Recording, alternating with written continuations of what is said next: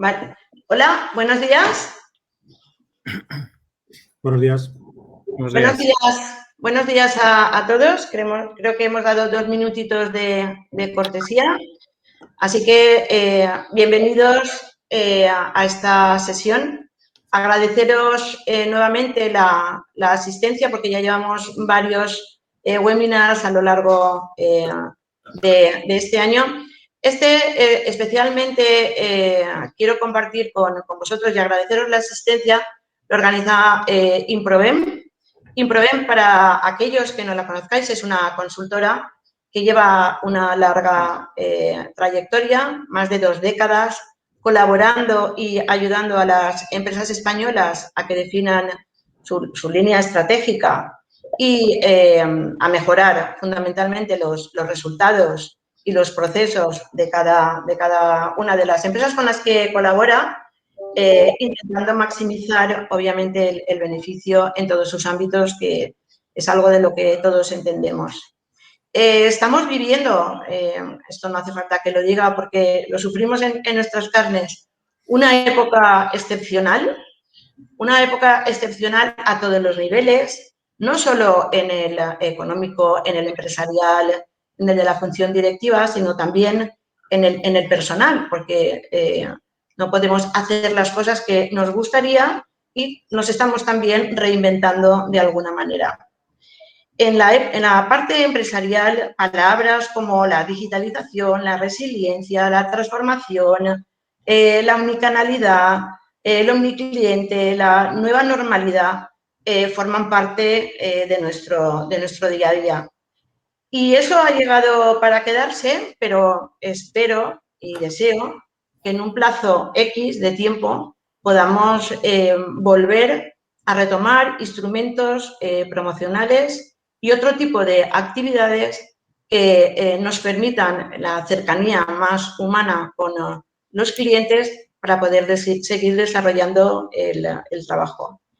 De todo esto, de lo que estaba comentando, que es nuestro día a día en este momento, es de lo que nos va a hablar Sergio Gordillo y Guillermo Prats.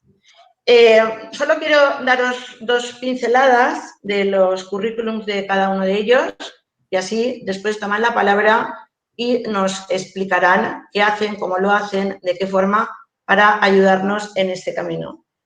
Sergio es socio director de Improvem, es ingeniero industrial, es coach también por el Instituto Europeo de Coaching y tiene mucha y una larga trayectoria trabajando con multinacionales como Arthur Andersen, Repsol, Osborne International, etcétera, y ya lleva pues desde el 2007 como socio de Improvem.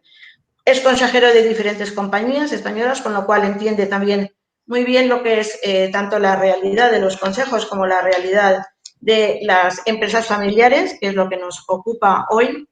Y a continuación de su intervención, Guillermo Prats, que también es ingeniero por la Universidad Politécnica y MBA por el Instituto de Empresa.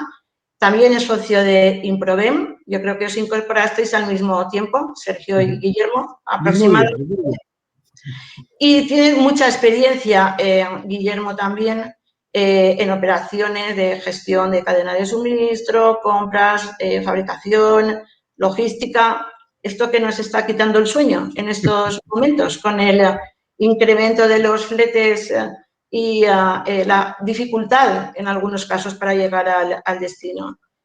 Ha participado Guillermo y colabora con más de un centenar de familias empresarias y con equipos de dirección, no solo para la puesta en marcha de la estrategia, sino para la mejora de la misma. No quiero quitar ni un minuto más de tiempo, solo un inciso para comentaros que la información que os van a presentar y tanto Sergio como Guillermo, a los que ya de antemano doy las gracias por su total colaboración y entrega, se va a compartir en las redes sociales, se os va a hacer llegar igualmente tanto el contenido como la grabación de la sesión de hoy y luego la difundiremos por los diferentes canales, tanto Improvem como nosotros, en donde ya pues hemos establecido un tipo de alianza. Creo que es un buen momento para reflexionar, para parar un poquito de hacia dónde vamos, que es algo que yo le preguntaba antes a Sergio. Esta situación beneficiosa, entre comillas, para este sector, hasta dónde nos lleva, cómo enfocar este camino. Yo creo que con buen criterio han hablado de surfear una ola. Yo no soy mucho de surf, pero bueno, es que hasta llegar arriba y luego cuando caiga, creo que nos van a ilustrar un poquito por este camino. Así que nada, gracias Sergio, gracias Guillermo y ya te paso la palabra, Sergio. A ver, ya está. Bueno, muchas gracias Amparo y muchas gracias a NIEM por la confianza depositada en nosotros para acompañar esa sesión de hoy. Y bueno, creo que podemos tener en este caso a través de este programa que hemos estado estructurando con ANIEM, con Amparo, para esta jornada de esta próxima horita, en la cual os invito también a que podáis poner a la derecha en chat y preguntas los comentarios que queréis ir haciendo y al final de la misma los compartiremos. Y nuestra idea, por tanto, por Guillermo y por mí, a la hora de preparar esta presentación, es serviros un poco de guía y de pautas de reflexión y de consejos para en función de la experiencia que hemos tenido trabajando con empresas, como decía antes Amparo, industriales, en muchos sectores, pero también de forma destacada en el sector mueble, el sector hábitat, como con nuestra experiencia poderos serviros de guía de reflexión para encontrar respuestas en vuestro camino, ¿no? Hemos planteado el programa desde una perspectiva, primero, de hacer una reflexión de este nuevo cliente ante un nuevo entorno en el cual estamos todos viviendo, cómo esto está impactando o va a impactar a nivel de modelo de negocio y los retos que los negocios y las empresas del sector, el sector del mueble en concreto, van a tener que responder y los impactos que esto tiene en la cadena de suministro, ¿no?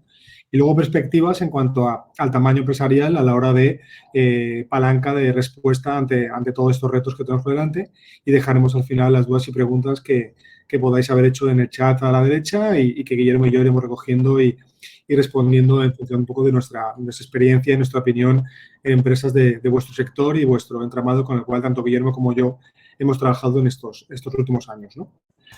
Sí que quería poner antes un poco por situación. Al final, las cosas no son porque son en un momento concreto.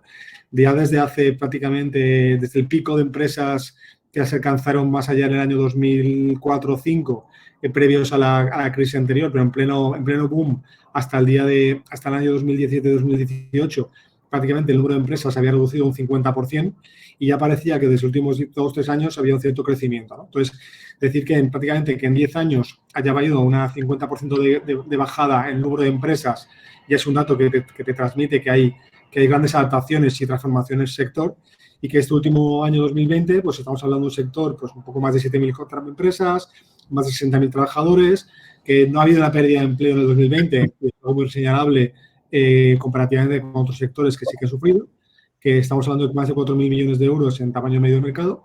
Y sí que es verdad que lo que sí que ha sufrido un poco más de ajuste ha sido toda la parte, digamos, con contract, ¿no?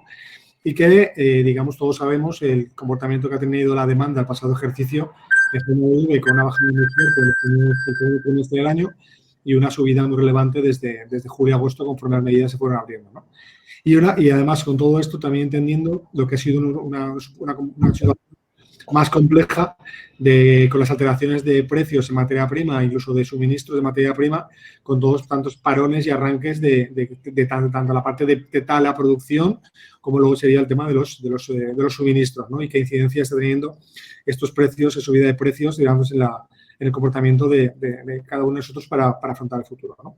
Esto es más o menos donde nos encontramos y esto de alguna forma no hace más que constatar que ya estábamos en un proceso de transformación, el sector ya estaba en un proceso de concentración, en el cual había menos empresas y con más cuotas.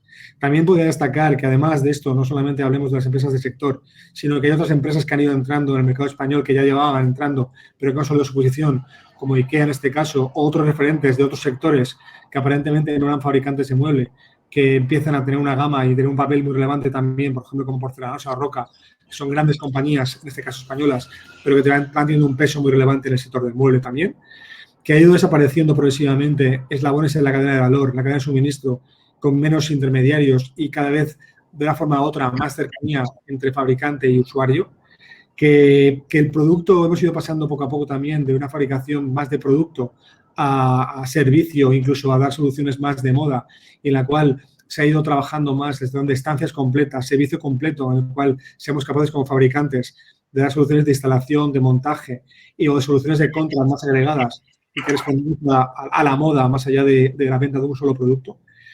Que, por supuesto, nos hemos ido a las compañías, a las fábricas, han incorporado progresivamente más tecnología, más automatización, más impresión 3D, robótica, y que las fábricas se han ido automatizando y eliminando puestos, digamos, o actividades con bajo valor añadido, y eso hace más complejo, si cabe, la gestión de la producción en la planta, y que ya veíamos viendo cómo había un crecimiento del canal online y que nos encontramos en conflictos cada vez más relevantes entre el canal tradicional y el canal online, ¿no? Y cómo los fabricantes, de alguna forma, empezaban a comunicarse con el cliente final, pero no podían vender hacia el cliente final porque respetaban los distribuidores, de un conflicto que estos últimos años, digamos, iba apareciendo, ¿no? Esto es lo que estaba, hasta que, como todos ya sabemos, hace un poco más de un año llegó el COVID, ¿no? Y el COVID no ha hecho más que tener un impacto muy relevante en cada uno de nosotros, un impacto muy relevante en cómo el cliente se ha ido comportando y ha ido tomando decisiones. Y si cabe, veníamos de una situación en la cual todos estábamos, digamos, viajando, grandes espectáculos, hablábamos del SED Mundial, grandes eventos de una forma muy sociales, muy externos, muy al aire libre. Y todo esto en poco tiempo ha pasado a que el turismo ya prácticamente desapareció a nivel mundial, que Internet tenemos datos y noticias que todos conocemos con crecimientos de alguna forma muy relevante y cómo eso ha impactado a nivel retail o en el comercio, o cómo los ERTEs o los ERES han supuesto también una cierta merma de cierto poder adquisitivo por parte de las personas, que es verdad que las medidas planteadas por el gobierno a nivel de ERTE han ayudado, pero no dejan, de alguna forma, estamos otra vez en el récord de paro y, por tanto, qué incidencia tendrá eso a nivel de consumo en el medio plazo, ¿no? Esto ha hecho más todavía que intensificar cómo el hogar, de alguna forma, estaba en proceso de transformación y, si cabe, se ha acelerado. En qué medida el hogar se ha ido convirtiendo en un lugar en el cual teníamos el ocio, teníamos el descanso, teletrabajábamos, en el cual los espacios digamos, iban también transformándose para dejar espacios cada vez más abiertos, en el cual cocina, comedor, estancia, ocio, era todo uno mismo, en el cual aparecían cuarta, quinta gama de productos que podía estar comiendo con amigos en casa. Es decir, un elemento en el cual, si cabe, pues todo esto se ha intensificado y ha acelerado la transformación que los hogares iban teniendo, ¿no?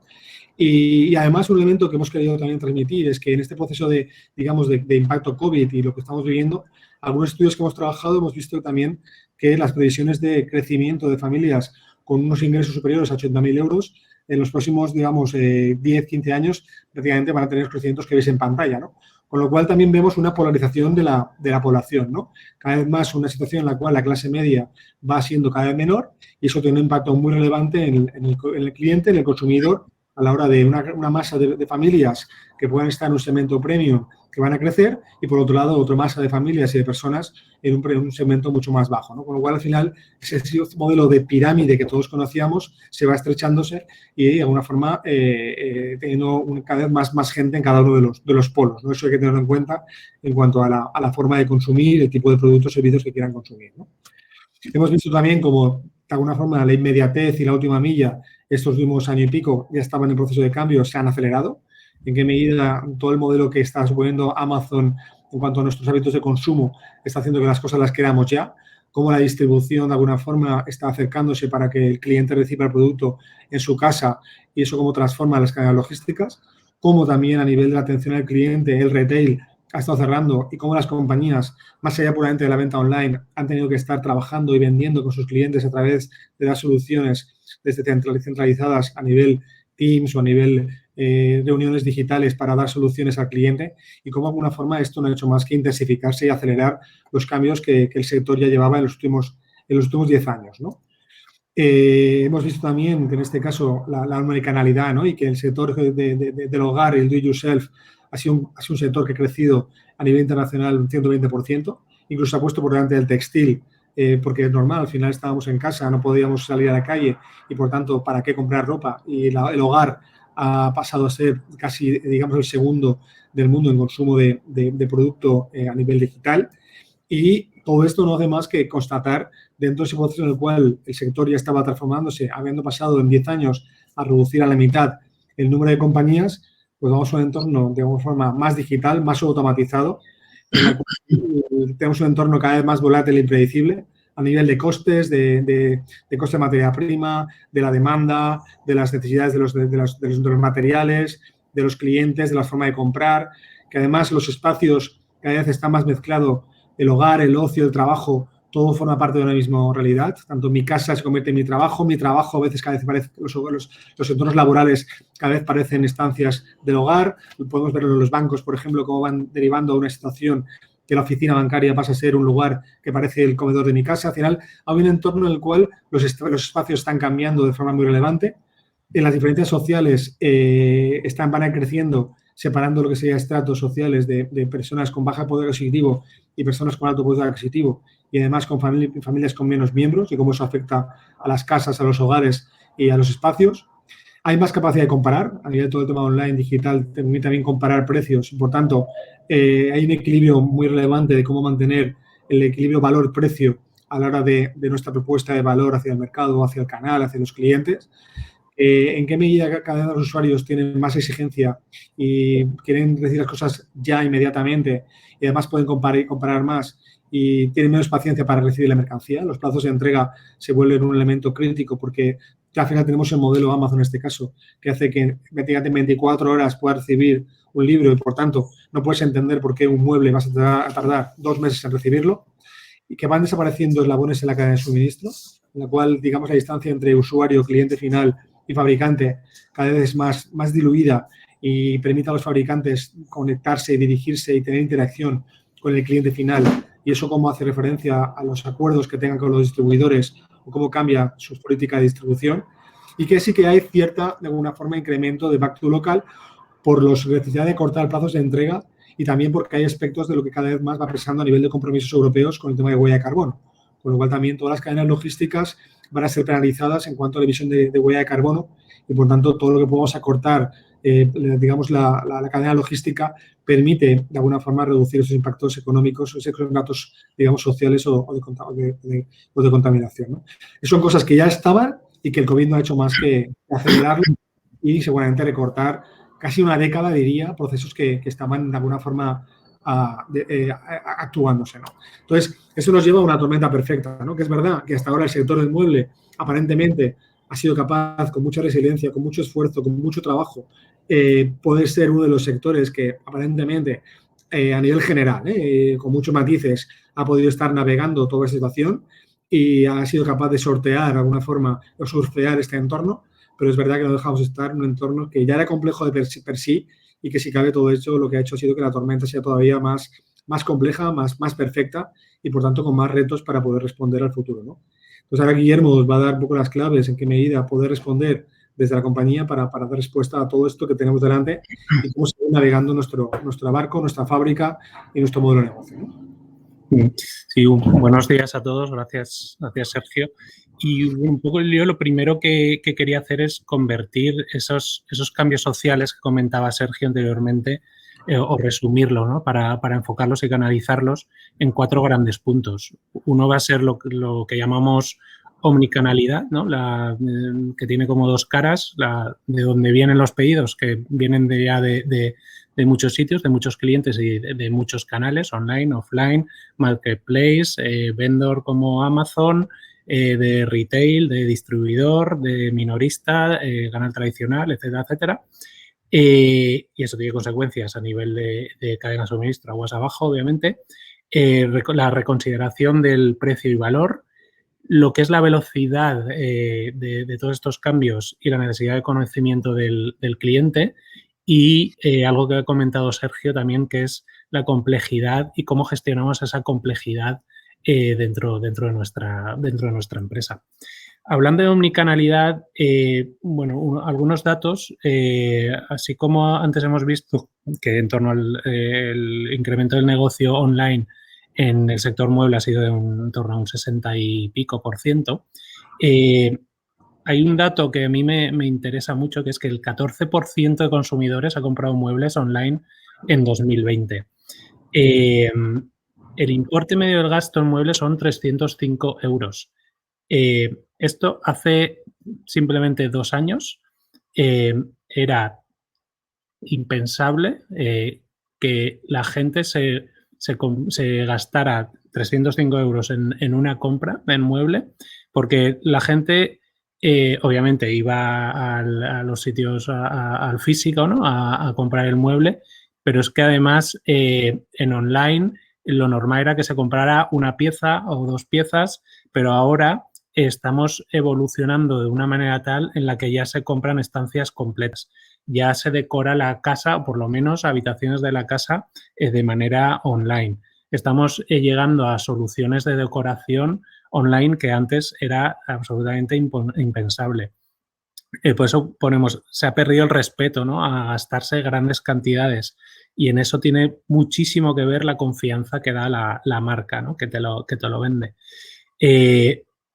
Una consecuencia de esto, por ejemplo, lo que está haciendo el líder del comercio online a nivel mundial, en 2019 abrió 100.000 metros cuadrados, un almacén de 100.000 metros cuadrados en Illescas, en Toledo, para productos, digamos, de alto volumen, de alto valor y alto volumen y digamos, para reducir su coste logístico, que hablamos de gama blanca, neveras, etcétera, etcétera, y mueble, y mucho mueble. Pues en 2022 va a triplicar esos 100.000 euros y va a abrir otros 100.000 en Alcalá de Henares, para que nos hagamos una idea de por dónde van los tiros. A nivel de omnicanalidad, se abren muchas oportunidades. Hablamos de incremento de cartera de clientes. Claro, con todo lo que es el acceso a nivel online, o sea, lo hagamos nosotros directamente o no, si lo hacemos nosotros directamente, obviamente mucho más, pero estamos multiplicando nuestra potencial cartera de clientes, y eso lo podemos aprovechar en primer lugar, y eso lo veremos luego, para conocer a nuestro cliente y ajustar mucho más nuestra propuesta de valor hacia él. Aquí tenemos que tener mucho cuidado con los crecimientos y con quién los hacemos. Todos hemos oído hablar, espero que no haya nadie de Amazon escuchándonos, que Amazon, digamos que te da mucha llegada, mucho alcance, pero te va un poco cada vez ahogando, ¿no?, con sus costes comerciales, lo que llamaríamos atípicos en otros sectores, que no son tan atípicos. Y eso, en eso tenemos que tener mucho cuidado, porque podemos, digamos, acabar en una situación peligrosa en la que dependamos excesivamente, por lo menos en lo que es la venta online, en un solo marketplace, en una sola plataforma. Tenemos que diversificar, ¿vale? Tenemos que cuidar mucho la comunicación, eso es una consecuencia que vamos a tener. Todo lo que es la explicación del producto, material audiovisual, vídeos, audios, explicaciones de montaje, características, etcétera, etcétera, eso es algo que depende de nosotros. Muchas veces lo hacemos porque nos lo pide el distribuidor o nos lo pide alguna plataforma online, pero es algo que tenemos que defender y potenciar, porque eso forma parte de nuestra marca, ¿vale? Todo lo que es el negocio online, sobre todo si estamos o podemos llegar a trabajar con plataformas o marketplaces extranjeros, es una posibilidad de internacionalización. Es una posibilidad de testar producto, de probar dónde vendemos, dónde gusta más, dónde gusta menos, para luego incluso proceder a otro tipo de llegada, ¿no?, incluso más offline o con redes comerciales propias o distribuidores, etcétera, etcétera. Es otra posibilidad que tenemos que tener en cuenta. También es verdad que para todos estos cambios, por internacionalización, por supuesto, y eso lo sabemos todos, pero también para entrar y no entrar directamente, sino incluso indirectamente, siendo fabricante a un negocio online, tenemos que tener nuevas habilidades y nuevos conocimientos. Tenemos que conocer de SEO, de SEM, de posicionamiento. Tenemos que conocer cómo es el comportamiento del cliente online. Tenemos que conocer las nuevas técnicas de marketing. Tenemos que conocer las herramientas de comunicación necesarias. Y eso muchas veces no lo tenemos. Cada vez es más importante tener perfiles de este tipo dentro de la empresa. Esto también va a tener, obviamente, consecuencias en mi gama de producto, pero eso lo vamos a ver luego, y obviamente también en la cadena de suministro que veremos posteriormente, ¿vale? El precio va a ser un criterio de compra esencial, ¿no? Aquí, lo estaba comentando antes, he puesto en la misma hoja Antonio Machado y Warren Buffett. Habrá gente que se tira de los pelos seguramente, pero hablaban de algo bastante parecido y que está, digamos, muy a la orden del día a día de hoy. Cuidado con confundir precio y valor. O sea, al final tenemos que tener muy claro, ¿vale? Y cada vez más, porque seguramente ahora estamos viviendo por lo menos parte, ¿no? Igual no estamos en el auge, pero estamos viviendo una ola en la que estamos vendiendo más, entre comillas, que otros sectores, pero esto cuando se liberen las restricciones, cuando la gente empiece a viajar, empiece a gastar más en ocio, etcétera, etcétera, es más que probable que la demanda se vea afectada, ¿no? y se reduzca. Vamos además a tener más exposición online, vamos a tener mucha más competencia y la gente va a ser más experta porque va a estar acostumbrada además a comparar vía online y hacer una compra mucho más meditada y mucho más racional. En eso el precio tiene mucho que ver, pero también el valor que se aporta. O sea, no es solo el precio, sino el valor que se aporta. Para eso tenemos que centrarnos y tener muy claros cuáles son nuestros atributos diferenciadores, ya sea diseño, ya sea la comodidad, ya sea la facilidad de montaje, etcétera, etcétera. Lo tenemos que poner mucho en valor, ¿vale? Valga la redundancia. Y dentro de esto tenemos que mirar al cliente, pero tenemos que mirar hacia adentro. Cuando estamos en una fase expansiva, entre comillas, somos mucho más tolerantes con la poca flexibilidad de nuestra cuenta de resultados. A medida que, digamos, el agua va subiendo, tenemos que ser muy conscientes tanto de nuestros costes de fabricación visibles, de mano de obra, suministros, costes logísticos, etcétera, etcétera, como los costes ocultos, no tan ocultos. Todo lo que es stock, que eso es tesorería, y gama de producto. Luego hablamos un poquito más de esto. Pero muchas veces en los almacenes tenemos gran parte de los beneficios de los siguientes meses y de los siguientes años. Tenemos que tener mucho cuidado con esto. Y es fundamental tener un conocimiento muy preciso de los costes reales. Vale. En ese sentido, tenemos que tener muy claro lo que somos y lo que no somos. Es decir, en toda la cadena de valor, que podemos decir, oye, pues fabricantes de componentes, fabricantes o gente que aporta más diseño, distribuidores, retailers, gente de contract, etcétera, etcétera, tenemos que tener muy claro dónde tenemos que estar y dónde no tenemos que estar. Aquí estamos hablando del conocimiento del cliente, vamos a hablar ahora, pero el conocimiento del cliente también lo puede tener en nuestros distribuidores y es muy importante que trabajemos con ellos. O sea, no tenemos que hacerlo todo nosotros, pero lo que sea estratégico sí lo tenemos que hacer nosotros. Y hablando de esto, conocer el cliente cada vez más es estratégico.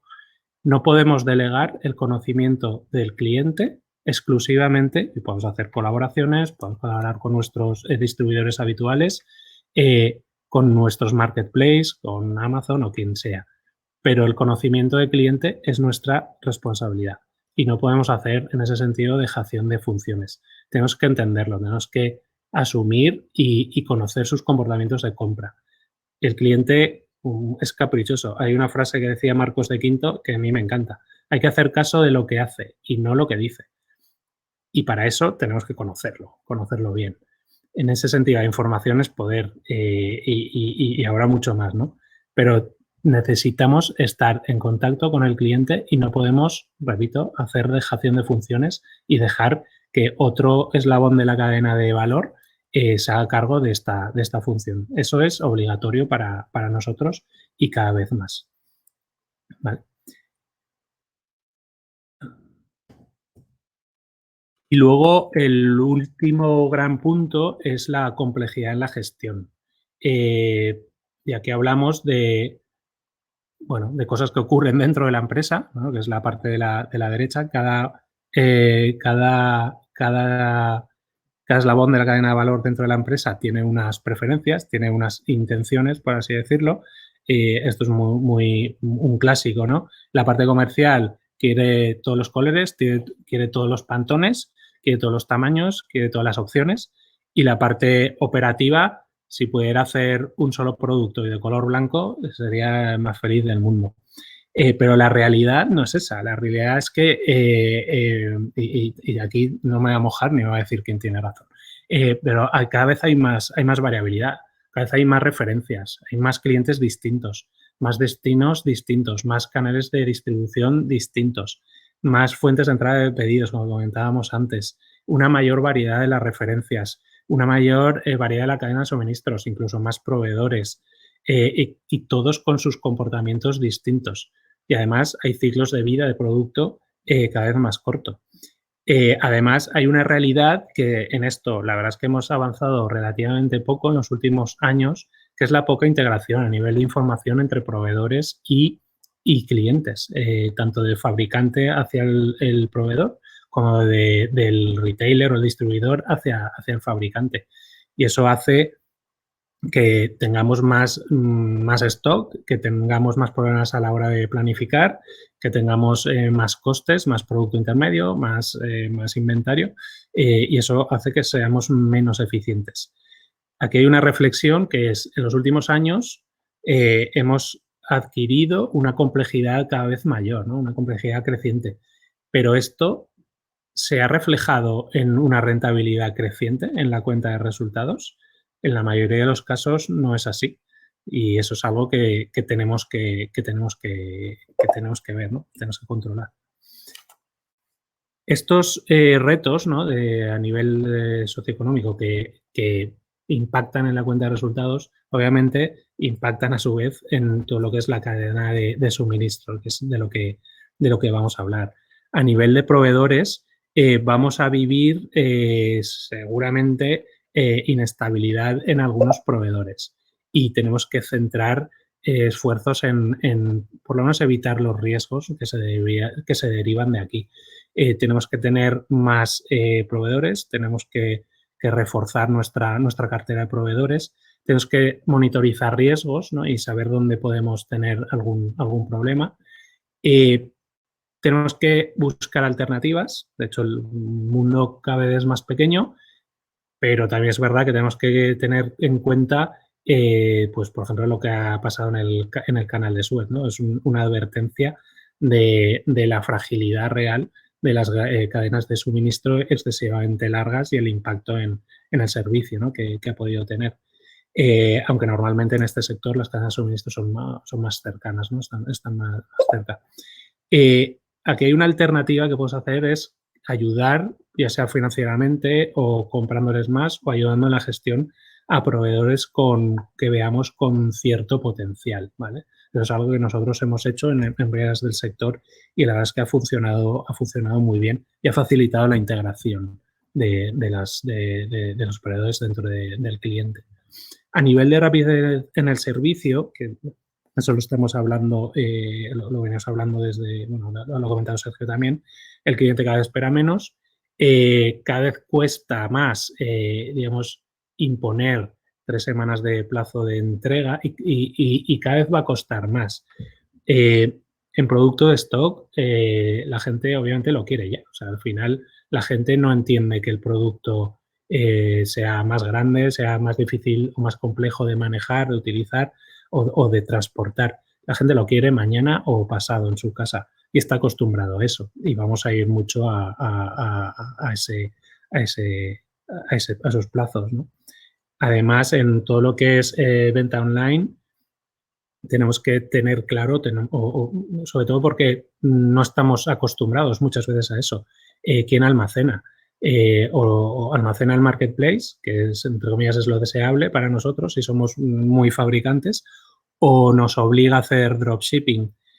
Hay grandes cadenas de distribución de materiales de construcción a día de hoy que te permiten entrar en su marketplace, pero vía dropshipping. Ellos no están dispuestos a almacenar hasta que demuestres que tienes cierta rotación. Entonces ya lo hacen ellos y lo hacen además para ahorrar costes. Entonces tenemos que estar preparados, ¿no? para esas opciones si queremos entrar en ese juego.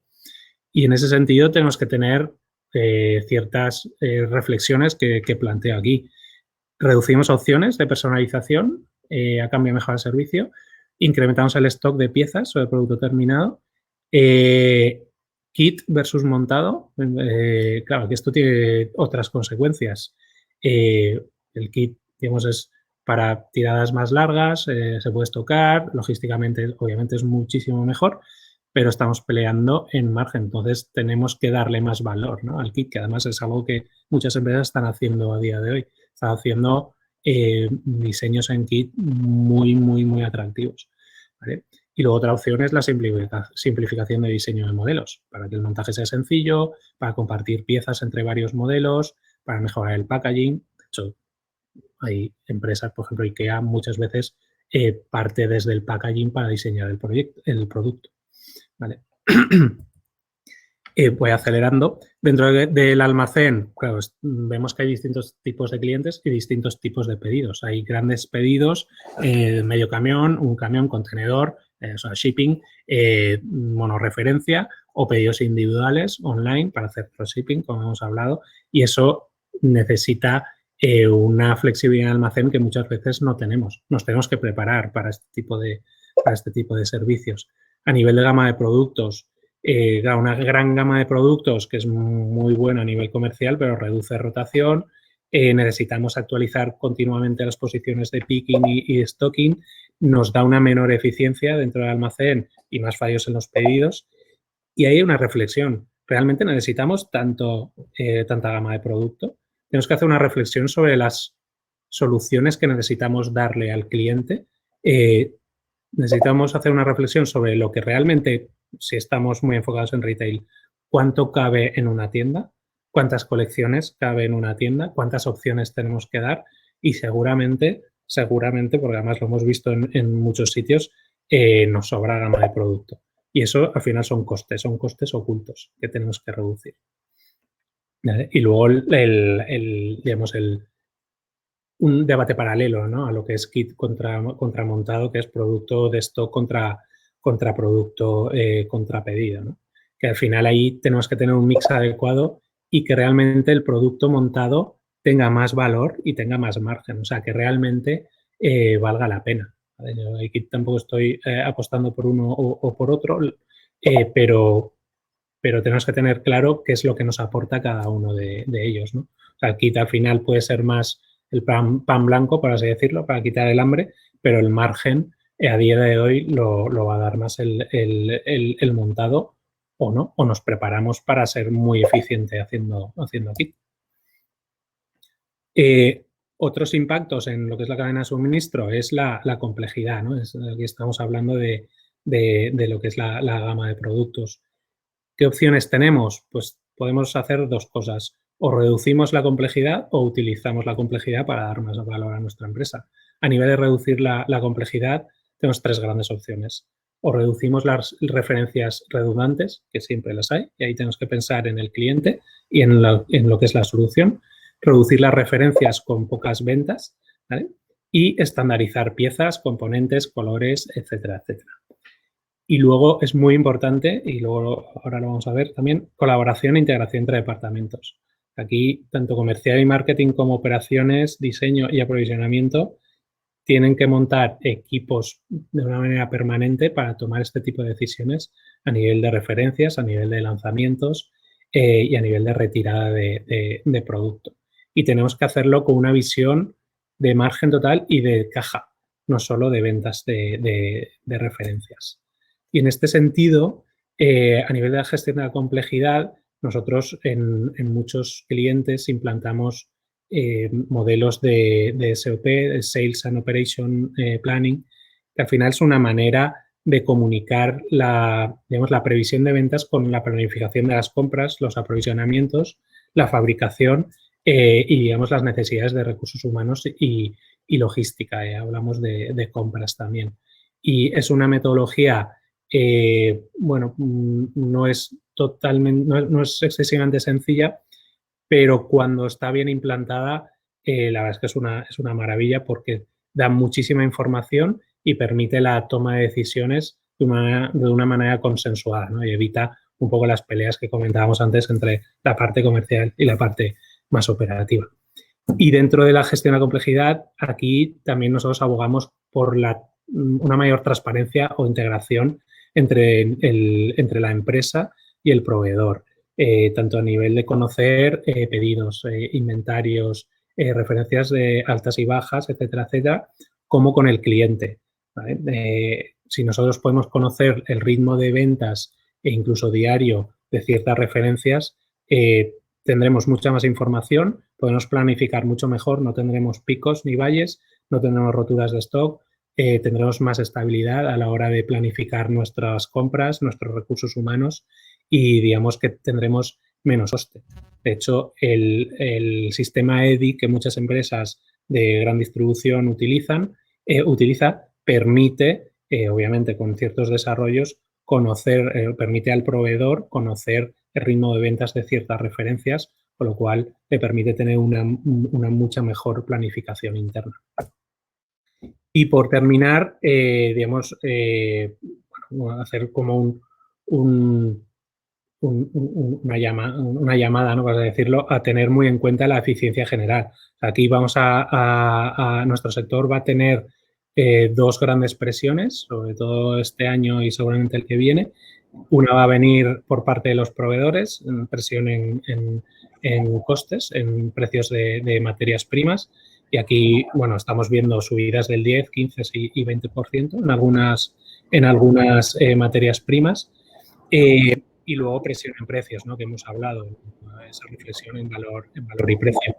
En ese sentido, tenemos que, obviamente, ir hacia afuera, gestionar con clientes y proveedores, pero también mirar hacia adentro. Tenemos que asegurar la eficiencia en todos nuestros procesos, ya sea productivo, logístico, comercial y también a nivel de estructura. Nosotros, por nuestra experiencia, hemos visto que con una reflexión interna y mejorando los procesos a nivel interno, puedes mejorar de 3 a 4 puntos el EBITDA de la empresa. Y eso es algo que tenemos que hacer cuanto antes. No deberíamos esperarnos a que las cosas se tuerzan para tomar este tipo de medidas. Sergio. Bueno, entonces, ante todo digamos, la tormenta en la cual estamos, y que es verdad que en el corto plazo, a nivel general, hemos tenido una demanda creciente, pero todos los retos que ya teníamos por detrás y en que, entre comillas, tenemos por delante, veíamos que las empresas del sector se han bajado a la mitad, ¿no? Y en este caso, a nivel general, diría que en España per se tenemos un problema de tamaño en el mundo empresarial. Prácticamente más o menos el 90%, digamos, del entramado empresarial español tiene un tamaño medio que es la mitad que su homólogo europeo. Al final, las compañías homólogas fabricantes, en este caso de mobiliario o de fábricas de mobiliario, sí, comparativamente con las italianas o alemanas o francesas, tienen un tamaño más o menos ante la mitad de las homólogas europeas, y el tamaño medio de la empresa española está en 4,6 personas. Al final, ahí vemos datos de hace unos años, pero más o menos se ha mantenido como ahora, que apenas el 1,6, menos del 2% de las empresas españolas tienen un tamaño superior a 50 empleados, ¿no?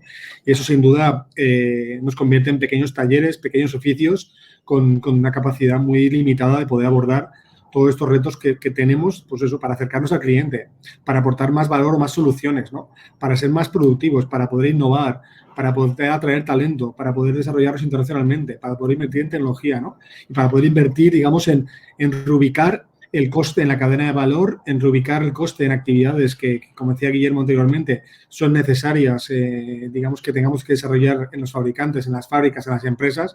Y si tenemos que conocer mejor al usuario o al cliente final, si tenemos que conocer mejor los marketplaces, cómo funcionan estos mercados, porque en la compañía va a haber gente, van a tener equipo de personas que conozcan de esto, ¿no? Y al final es meter coste en aquellas actividades que nos vayan a dar un valor y quitar ese coste de otras actividades que vayan a tener menos valor, ¿no? Y entender la estructuración de los costes de la empresa, no bajo la perspectiva únicamente de la eficiencia, sino por entender cada uno de esos costes, qué valor está aportando y, por tanto, cómo nos permite ese equilibrio de eficiencia o de coste-precio y valor agregado, ¿no? ¿Qué está ocurriendo además? Lo comentaba al principio, ¿no? ¿De quién es nuestra competencia? Aparentemente podemos entender que nuestra competencia era otro fabricante de muebles. Y muchas veces, incluso en la zona, digamos, en la cual estamos, en la zona del Levante, con mucha tradición mueblista, podemos entender que la competencia era el fabricante del pueblo al lado, ¿no?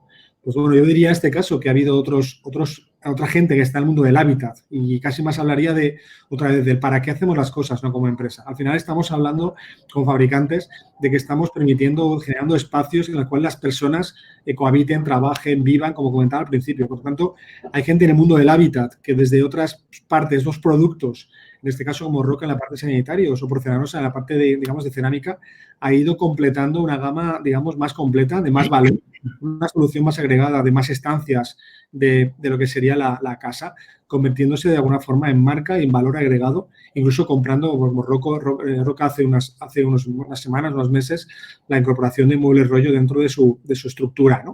Y al final, eso realmente son gente con la cual estamos compitiendo y que de alguna forma está metiéndose en nuestro canal, en nuestro sector, tomando posiciones, ¿no? Y además no solamente esto, vemos que IKEA está haciendo inversiones importantes en tecnología para mejorar sus apps y su comunicación.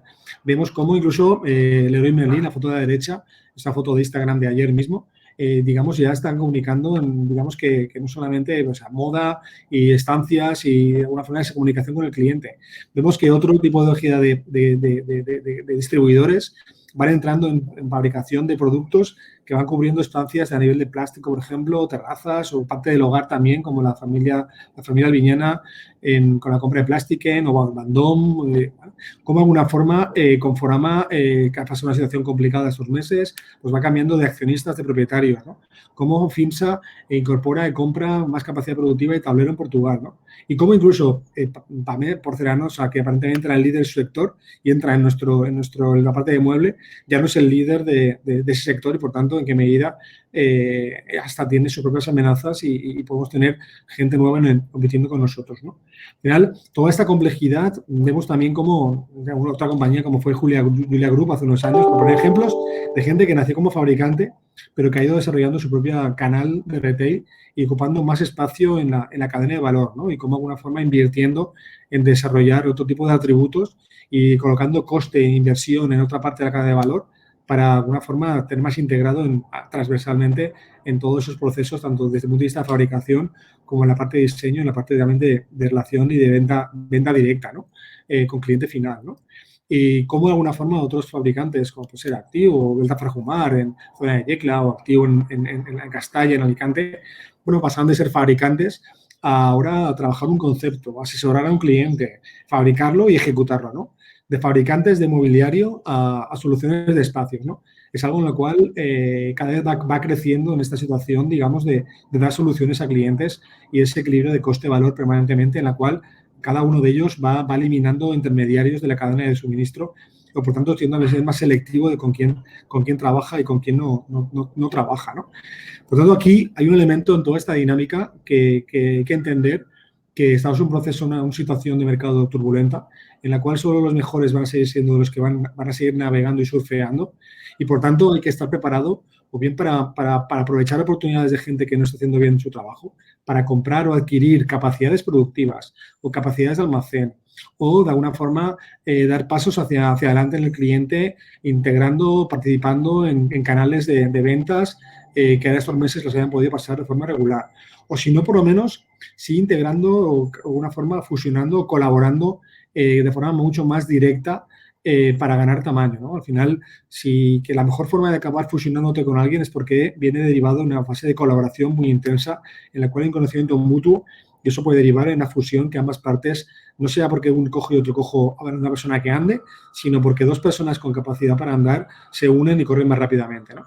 Por tanto, es importante tener claro el para qué hacemos esto, luego lo veremos, y en qué medida, por qué no, o si en verdad no podemos no hacer este tipo de caminos en estos próximos años, porque recordemos que el 50% de las empresas del sector han desaparecido en los últimos 10 años. Por tanto, en pensar que nosotros vamos a estar ajenos a toda esta realidad, yo diría que es no ver la realidad y agachar la cabeza como el avestruz bajo tierra, ¿no? Entonces, por tanto, en esta línea, ese para qué, cada una de las compañías, de los fabricantes, de los mueblistas, debe de alguna forma tener claro en ese proceso de omnicanalidad que está ocurriendo, cómo puede dar un paso para adelante o, por lo menos, si no, ser más selectivo con qué clientes trabaja que estén dando respuestas de forma de verdad a soluciones, digamos, omnicanal, ¿no? Como yo, fabricante, soy capaz de decir aquella frase de dime qué clientes tienes y te diré quién eres, ¿no? Seguro que fabricantes que tenían mucha de su venta centrada en retail tradicional y que estaba un poco digitalizado el cliente y han tenido poca demanda, mientras que otros fabricantes que tenían una estructura de demanda o de clientes más diversificada, que podían tener retailers más tradicionales, pero retailers con un canal online importante, con un marketplace importante, han visto cómo su demanda ha pivotado hacia los nuevos situaciones de mercado y, por tanto, su volumen se ha visto menos afectado. Entonces, hay una responsabilidad como fabricante de determinar con quién trabajo y en qué medida, si con quién trabajo, está haciendo los deberes para ser omnicanal y cómo yo también, respetando el canal, puedo empezar a comunicarme con ese usuario final a la hora de ver sus necesidades, de entender sus quejas, cómo el cliente del producto ha llegado a ser montado, cómo ese producto de alguna forma está usándose como toca y no toca, qué incidencias tiene, ¿no? Esa situación de comunicar con el cliente supondrá meter más coste en esa relación con el cliente, pero que al final nos dé información directa de mercado, ¿no? Y en esa línea, alguna forma de entender si somos parte de un producto o somos parte de una solución. Si en qué medida no podemos no ser eficientes, pero somos parte de la generación de valor porque damos una solución agregada o nos quedamos básicamente en el producto básico, ¿no? Y cómo, por lo tanto, podemos servitizar la empresa, ¿no? Cómo la empresa industrial es capaz de crecer porque se servitiza, ¿no? Porque da soluciones desde la asistencia al cliente, a los prescriptores, al usuario, porque de alguna forma da soluciones más cercanas de lo que es tendencia, moda, está más actual, porque de alguna forma también facilita temas de instalación, de montaje, y no porque el producto, una vez está en el almacén y sale, lo he expedido, me puedo olvidar de él, ¿no?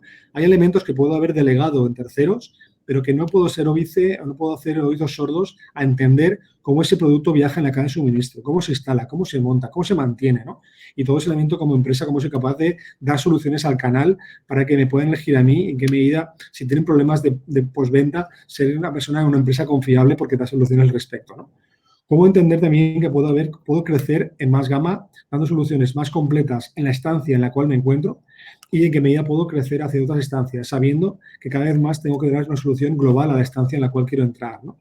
Como en esta línea, el tema de Internet puede permitirme entender qué clientes, qué mercados internacionalmente son más sensibles a mis productos y, por tanto, buscar vías de crecimiento a través de ellos, estos marketplaces que antes comentaba Guillermo, ¿no? Y en esa cadena de suministro, en esa cadena de valor, cómo soy capaz de reubicar el coste, ¿no?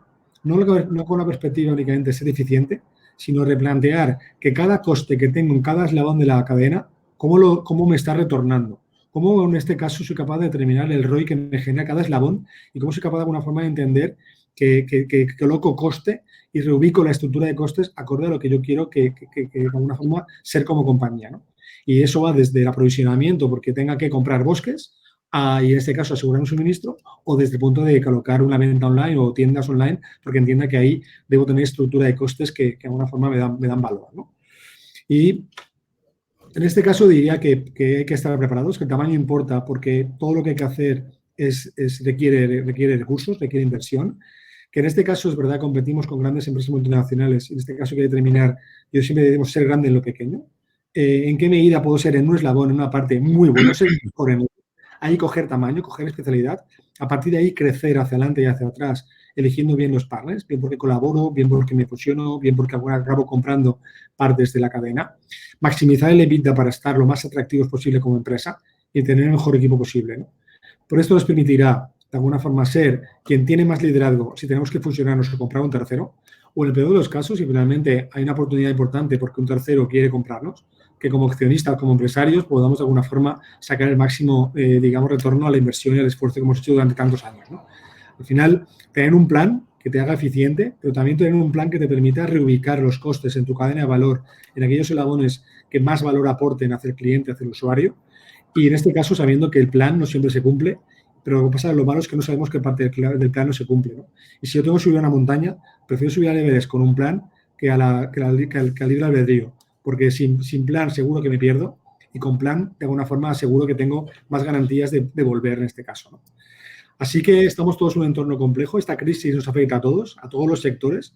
Vemos que en este caso lo importante son las decisiones que tomamos cada uno de nosotros y que sin duda es una oportunidad para mejorar la posición competitiva. Sin duda es una oportunidad para acercarnos a los líderes o es una oportunidad para alejarnos de alguna forma de posiciones más delicadas en las cuales el mercado nos iba comiendo los talones, ¿no? Así que os invitamos a que, en este caso, con esta parada de hoy, toméis conciencia de todo esto, pauséis y redefináis la hoja de ruta para, sin duda, ser de los ganadores de la carrera y aguantar posiciones respecto a los líderes del mercado y que son momentos de aguas turbulentas donde se gana espacio, donde se ganan carreras, ¿no? Y no cuando todo el agua está calmada, ahí cualquiera navega, es ahora cuando hay oportunidades de crecer, desarrollarnos, de aprender, pero tomando decisiones, ¿no?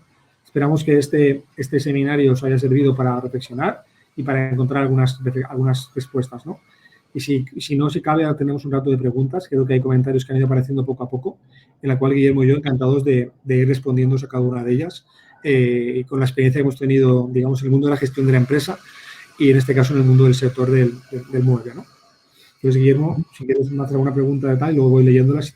Sí. Por ejemplo, Antonio López pregunta si tenemos ciertos atributos locales, circulares, diseño, producción, flexible, agilidad, ¿hay vida al margen de Amazon? Por supuesto que yo creo que sí que hay vida aparte de Amazon. Y de alguna forma, si esos atributos son así y son percibidos por el cliente y por el mercado, de verdad, hay espacio, ¿no? No todo va a venderse a través de Amazon. Hay otros canales y otras necesidades que también van existiendo.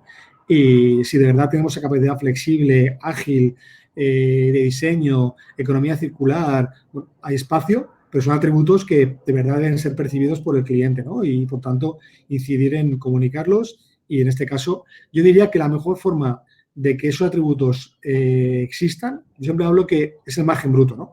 ¿En qué medida el margen bruto es un indicador de la generación de valor? Y la generación de valor es porque hay elementos que te desacoplan del precio, del coste directo de la materia prima. Por tanto, la mejor forma de saber que esos atributos son ciertos es que soy capaz de generar mejor margen bruto y, por tanto, más valor percibido por el cliente, por el mercado. Si no, son atributos que pensamos nosotros, pero que el mercado no nos valora, no nos reconoce, ¿no? Sí, yo en ese sentido, porque además Antonio ampliaba un poco la pregunta sobre la posibilidad de diferenciarse, ¿no? O cómo diferenciarse. Y al final, yo creo que en ese sentido muchas empresas hacen muchas cosas bien, pero la diferenciación tiene mucho que ver con lo que percibe, que tú lo has dicho, Sergio, con lo que percibe el cliente.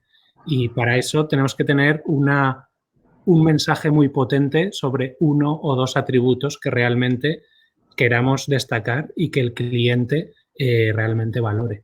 Y digamos, poner muchísima intensidad, ¿no? en esa comunicación.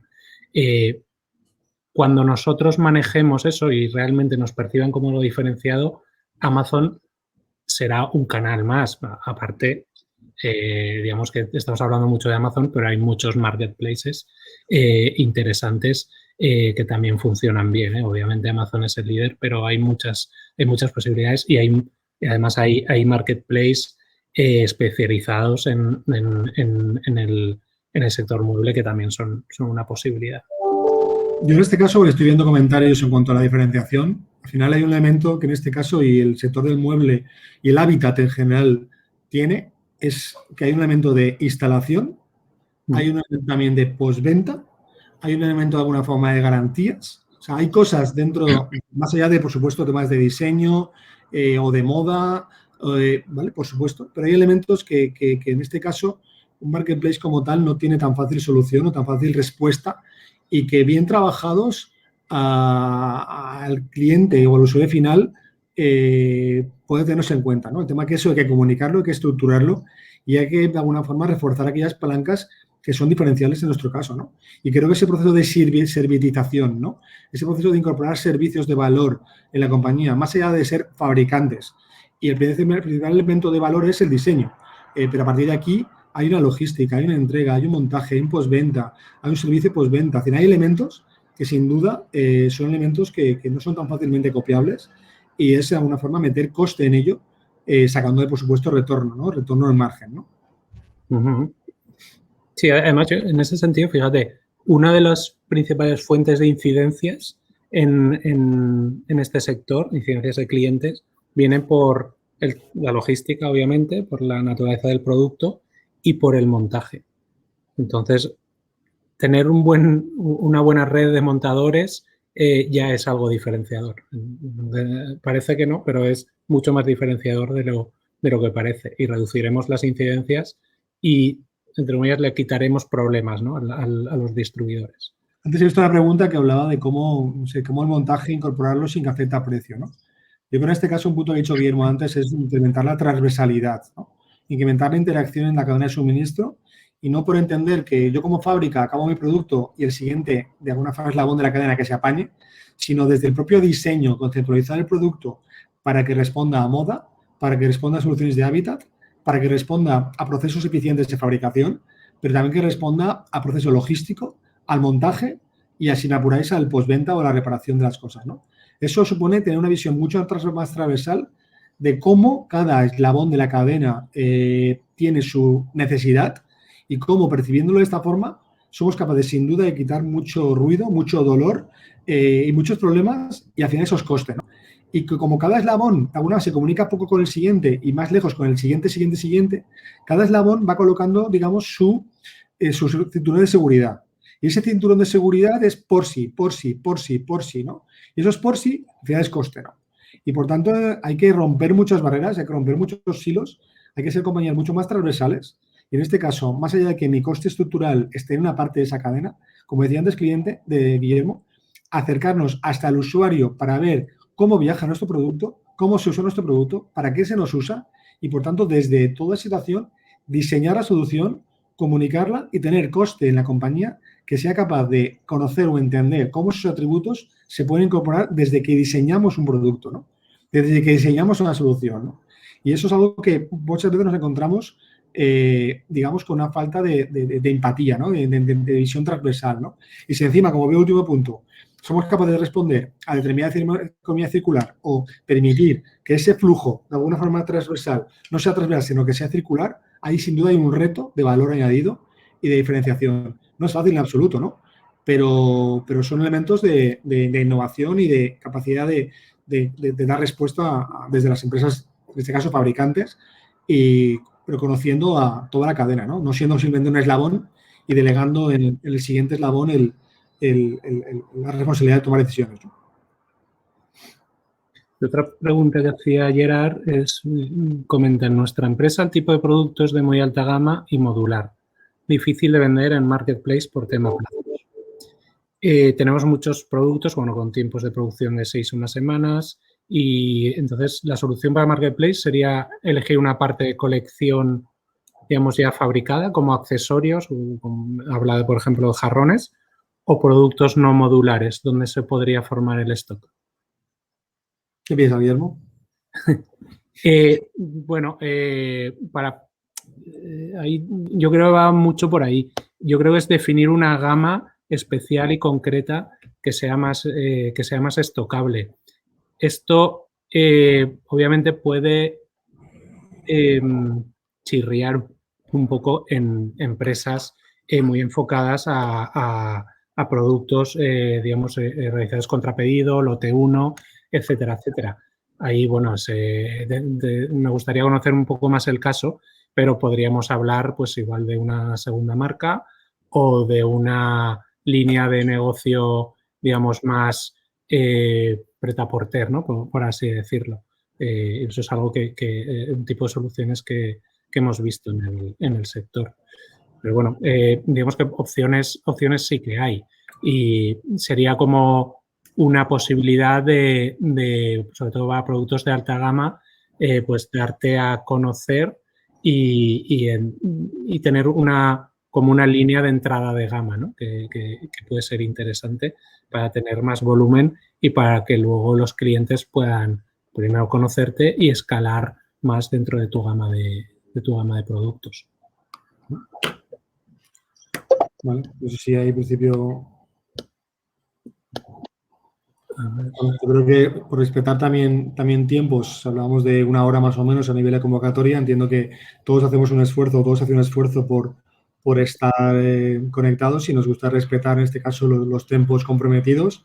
Esperamos desde Anieme y desde Improven, tanto Guillermo como yo, el que esto os haya servido un momento de pausa y de reflexión y de inspiración, que sin duda hay muchos retos. Sin duda el entorno es convulso, pero sin duda también lleno de oportunidades en las cuales hay posibilidad de tomar buenas decisiones, ¿no? Buenas decisiones para afrontar el futuro y que no hay respuestas únicas, ¿no? Cada uno en función de qué empresa es, qué capacidades tiene, pues deberá encontrar sus decisiones y buscar su espacio, ¿no? Pero lo peor será quedarnos quietos y lo peor será pensar que el entorno va a volver a ser el de antes o que mejor épocas pasadas que futuras, ¿no? Así que ánimo y encantado de poder, de alguna forma, estamos a vuestra disposición, ahí tenéis nuestros emails, tenemos también acceso en la propia página web, en foros, en LinkedIn los podéis encontrar y cualquier cuestión que pueda quedar pendiente, pues a vuestra disposición para aclararla o para compartirla, ¿no? No sé, Guillermo, por tu parte. No, bueno, agradeceros el rato que nos habéis dedicado y, por supuesto, pues remarcar lo que has dicho. Estamos abiertos a cualquier pregunta, sugerencia, inquietud.